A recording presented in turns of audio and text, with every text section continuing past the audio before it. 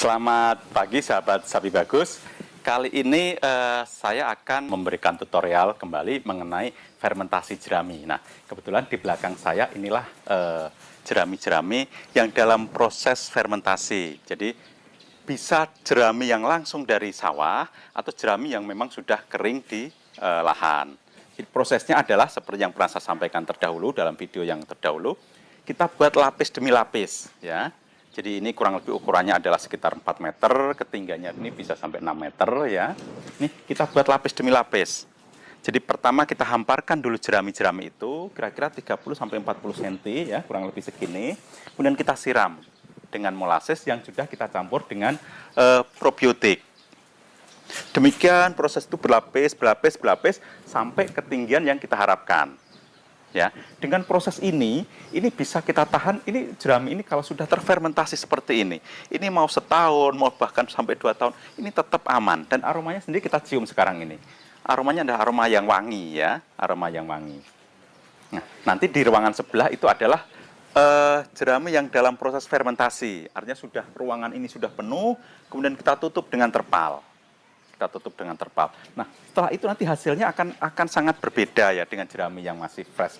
Hasilnya akan lebih lembut, jeraminya juga lebih wangi, lebih lunak. Dan jangan lupa, TDN-nya yang menjadi 2 kali lipat. Jadi kalau selama ini hanya kita berikan begitu saja misalnya, kurang lebih hanya 15% yang bisa diserap oleh sapi. Tapi setelah melalui proses fermentasi seperti ini, TDN-nya meningkat bisa sampai 50%. Bayangkan, kalau kita bisa melakukan itu, kita sudah menghemat berapa banyak pakan yang kita berikan. Padahal prosesnya juga cukup sederhana ya. Kita butuh. Kalau teman-teman nggak punya ruangan semacam ini, cukup di lantai biasa. Di lantai, kemudian kita lapis demi lapis, baru terakhir kita tutup dengan terpal. Memang tidak harus anaerob 100%, tidak. Tapi dengan proses sesederhana itu, sudah sangat membuat TDN dan nilai nutrien dari jerami itu menjadi meningkat. Ya, mari kita lihat ke ruangan sebelah. Itu adalah ruangan yang sudah ditutup terpal. Mari kita ke ruangan sebelah. Nah, setelah penuh, bayangkan padinya ini adalah jerami ini penuh sampai atas, kurang lebih 6 meter. Tapi selama proses fermentasi, dia akan menurun.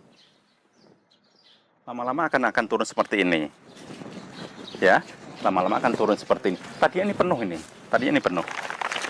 Cukup ditutup dengan terpal, kemudian ya supaya tidak terbang kena angin, kita kasih pemberat batu ya. Ini proses ini cukup 2 minggu cukup. Artinya setelah 2 minggu jerami boleh kita berikan ke ternak kita. Ya, ini ada beberapa ruangan sehingga ketika yang satu penuh, pindah ke sebelah, nanti ini diberikan bergilir, begitu terus kita berulang, sehingga kita tidak lagi perlu mengarit tiap hari ya. Tidak perlu mengarit tiap hari. Bayangkan kalau kita punya stok dengan ukuran sapi kita 10, mungkin dengan stok segini cukup untuk 6 bulan. Artinya selama 6 bulan kita tidak perlu lagi pusing nyari rumput ke sana kemari, tidak khawatir kalau musim kemarau, di mana rumput-rumput juga susah kita dapatkan. Jadi akan membuat jauh lebih efisien peternakan kita. Demikian sahabat Sapi Bagus yang bisa kami sampaikan. Tetap semangat, salam Sapi Bagus. Halo Sobat Peternak, tahu nggak sih sekarang kamu nggak perlu bingung lagi cari bahan pakan sapi berkualitas. SBA Channel kini juga menyediakan berbagai bahan pakan sapi dengan kualitas terbaik. Mulai dari bungkil sawit yang tinggi protein, ampas bir yang kaya energi, janggal jagung untuk serat tambahan, polar dan dedak untuk pertumbuhan optimal, hingga kulit kopi dan ampas tahu yang siap jadi campuran pakan hemat tapi berkualitas. Cocok untuk peternak yang ingin efisien, ekonomis, dan hasil ternak yang maksimal. Langsung aja hubungi SBA Channel sekarang, bahan pakan lengkap, harga bersahabat, kualitas terjamin. Yuk buruan pesan sebelum kehabisan. SBA Channel, solusi peternak cerdas.